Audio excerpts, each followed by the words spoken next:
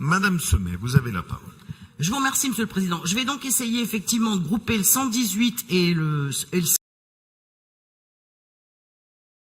119 pour ce qui me concerne. Et le 120, hein, sur quoi on s'est entendu. Et le 120, d'accord. En fait, je vais profiter de cet amendement 118 pour vous alerter, Monsieur le Président, sur une situation qui commence à devenir un petit peu préoccupante. Nous assistons à un plan social, ou plutôt un plan salarial de masse, en silence. Aujourd'hui, le Greta Auvergne, sur ses 237 emplois, va perdre 6 CDI, qui ont tous reçu d'ailleurs aujourd'hui leur lettre de licenciement. Un certain nombre de leurs CDD ne sont pas renouvelés. Pour ce qui concerne l'AFPA Auvergne, c'est aussi une centaine d'emplois qui y sont perdus. Et pour ceux qui ont la chance d'y rester, eh bien, un certain nombre d'entre eux se retrouvent sans activité. Tout cela, Monsieur le Président, découle de la faiblesse de l'activité de formation, de l'absence, bien sûr, de nouveaux programmes et surtout, je dirais, d'un appel d'offres tardif qui est arrivé et qu'on a voté d'ailleurs cette fin d'année et qui n'aura d'effet pour toutes ces structures que voir sur le deuxième semestre de l'année 2018. Concernant l'ISTRA, qui est donc l'Institut des travailleurs sociaux d'Auvergne, on assiste depuis 3 ans, Monsieur le Président, suite à un changement de direction, à une situation financière qui devient extrêmement alarmante, avec un déficit aujourd'hui qui avoisinerait les 1 million d'euros. Bien sûr, des dégradations des conditions de travail des salariés qui y travaillent, avec aujourd'hui 17 licenciements actés, 15 qui ont fait un recours devant les prud'hommes.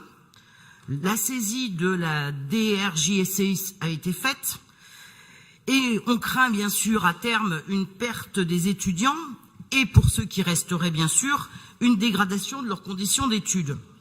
Il faut savoir que cet institut voit passer entre 800 et 1000 stagiaires par an. Ce n'est pas rien. Je m'interroge aussi quant à savoir que pense notre collectivité de cette situation, puisque nous sommes effectivement membres du conseil d'administration et que le dialogue de gestion qui doit avoir lieu tous les ans entre tous les partenaires qui financent l'ISTRA n'a pas lieu, ou lieu quelquefois dans des conditions, nous allons dire, extrêmement difficiles. Donc il serait peut-être temps de se préoccuper de ces instituts. Et puis concernant l'amendement 119, il concerne celui-là, le CARIFOREF, qui maintenant, depuis près de 2 ans, les équipes du CARIFOREF Auvergne et du PRAO travaillent conjointement à la préparation de l'installation, vous le savez, d'une nouvelle structure à dimension régionale, au service bien sûr des professionnels de l'orientation et de la formation et de l'emploi. Mais depuis le 1er septembre, cette nouvelle structure a vu le jour et elle s'est renommée CARIFOREF Auvergne-Rhône-Alpes, mais elle souffre malheureusement d'un manque de moyens humains pour bien fonctionner. Il devient de plus en plus compliqué pour cette structure de réaliser les missions, et certaines que nous lui confions nous-mêmes d'ailleurs, suite entre autres à un trop nombreux départs qui, depuis le début de l'année, se comptent par dizaines.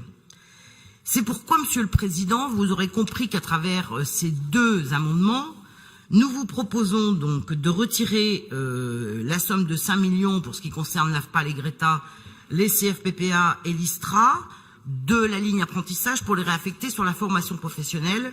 Il en sera de même d'ailleurs pour l'amendement 119, oui. De retirer donc la somme de 250 000 euros de la sous-fonction apprentissage pour la réaffecter à la fonction formation professionnelle. Étant bien entendu que si ces gages ne vous convenaient pas, vous auriez tout loisir de pouvoir le gager autrement. Et enfin, je vous proposerai même, tant qu'on y est, de globaliser le 120 et le 122, puisqu'ils ont, on va dire, à peu près le même objectif, tant qu'on y est, sur l'économie sociale et solidaire.